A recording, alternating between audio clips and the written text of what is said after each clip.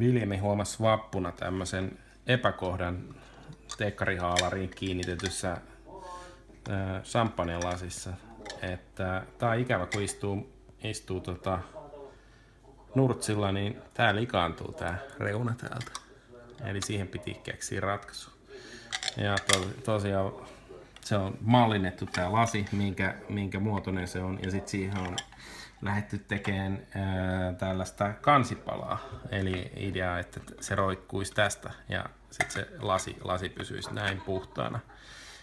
Tää eka malli oli, välystä oli 0,15 milliä, mutta se kun printattiin täällä näin, niin siitä tuli väliä.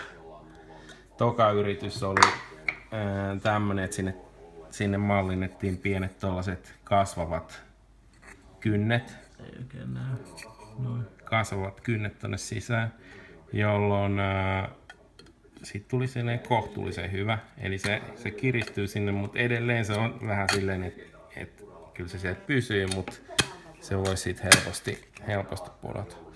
No sitten viimeinen versio oli tämmönen, että sinne tehtiin urat, jotka painuu tonne sisään, ja sitten tämmöistä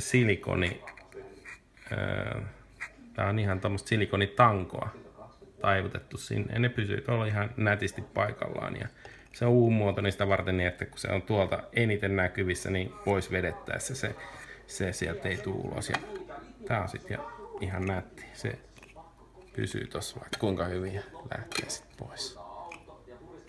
Eli tämäkin ongelma on nyt ratkaistu.